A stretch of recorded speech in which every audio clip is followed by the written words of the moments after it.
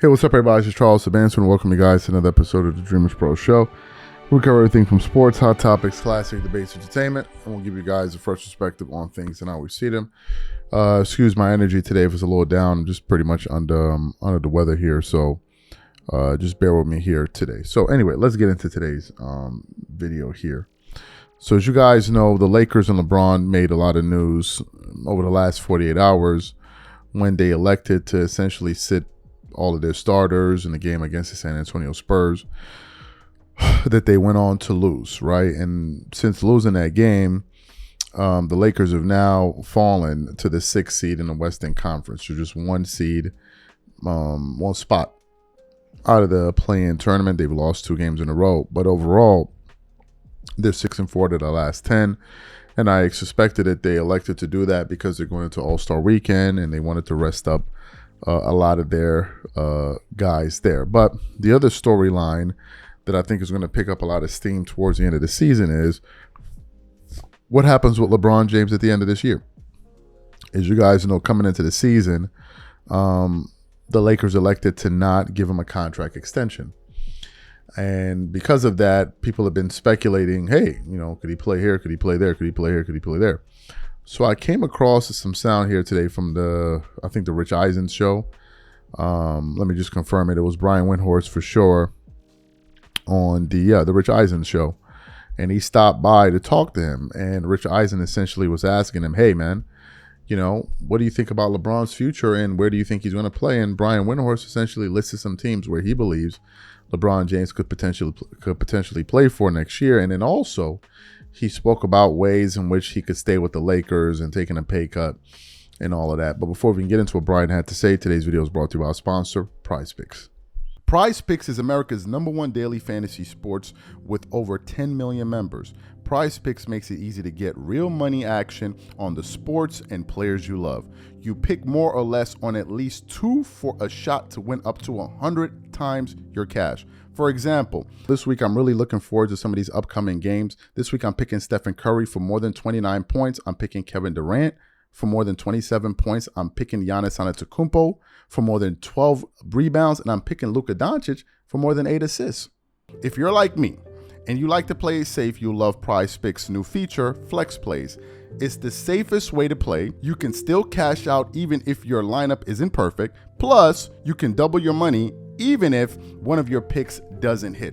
On top of this, PrizePicks puts their members first, so all withdrawals are fast, safe, and secure. When my picks hit, I can get my money as quick as in 15 minutes. So download the PrizePicks app today and use code CLNS to get $50 instantly when you play $5. That's code CLNS on PrizePicks to get $50 instantly when you play $5. You don't even need to win to receive the $50 bonus. It's guaranteed.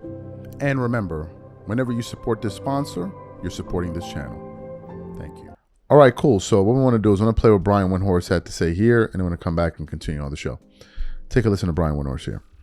You've said multiple times here, actions, not words. That's what you're paying attention to, and that's how the NBA is best explained. Brian Windhorst here on the Rich Eisen Show. What are the actions telling you about LeBron James and the Lakers? So the Lakers had an opportunity to offer LeBron a contract extension last year, and they did not. And it's the first time in LeBron's 23-year career he's ever been on the final year of a contract. Obviously, he's left in free agency at times when he's opted out of a contract. Right. He's never, ever been on the last year of a contract. And I understand why the Lakers did that, because they are now building around Luka Doncic. And they probably could maybe do something better with the $52 million. By the way, when I say do something better with the $52 million, it doesn't mean pay LeBron $0. Like maybe they could pay LeBron $30 million and use that $20 million elsewhere. But for them to be the best team that they can't pay LeBron $50 million next year. They just can't, because they're paying Luka something near that, and they're going to pay Austin Reeves something near that. And you just can't have 3 perimeter-based players who are ball handlers who are not good defenders making that much of your salary cap. So LeBron James saying, I will not take less than what I'm currently making, is that an action? Well, if he does that, it's going to be hard, because I mean, I do think he's still, he's still an all-star, but I don't know if he's still a $50 million max player. But does he still want to be a Los Angeles Lakers? Right. So there's 3 things LeBron has to decide. One, are his body and mind in a place where he wants to play next year? Yes, sir. Now, the challenge with that's going to be, and I don't know if he knows, but I don't know, the Lakers are going to need to know like in June, because that's when the offseason starts. And I don't know if he's going to have an answer in June. I don't know where he's going to be with that. He may not know for sure until later. But he's going to have to decide that. That's going to be first. So that's the first thing. The second thing is, will he play? How much money is he willing to play for?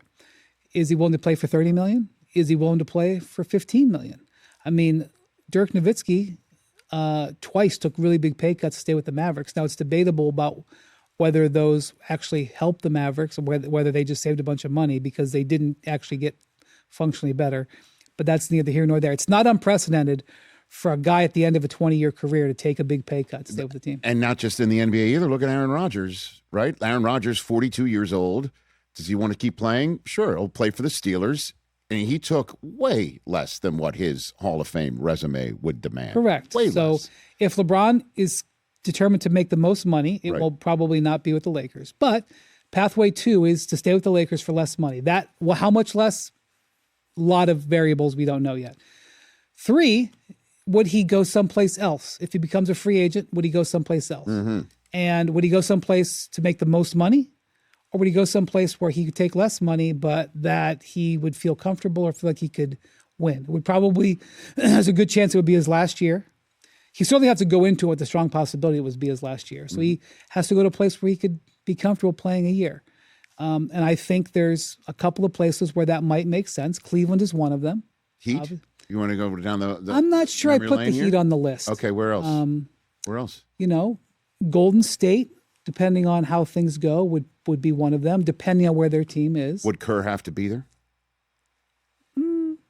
Maybe. I don't, but that's a good question. Sure. Okay. And there's a place or two that I won't say right now that I'm keeping my eye on. Is that the finger thing? We doing the Yeah, finger thing? I here? just, frankly, with All-Star Weekend and stuff, I don't need this in my life. Right now. But let's just say, I don't mean the fingers, but like. No. I got it. I got you. Let's put it this way. I respect I you, sir. I have a team or two that I think he could consider going to. Okay. And I have researched the concept. Okay. And I will continue to keep my eye on the concept. Keep digging.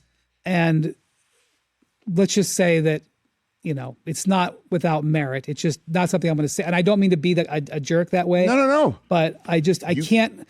I'm going to try to lay low this weekend. I don't need to be on every show trying to back up what I say. Okay.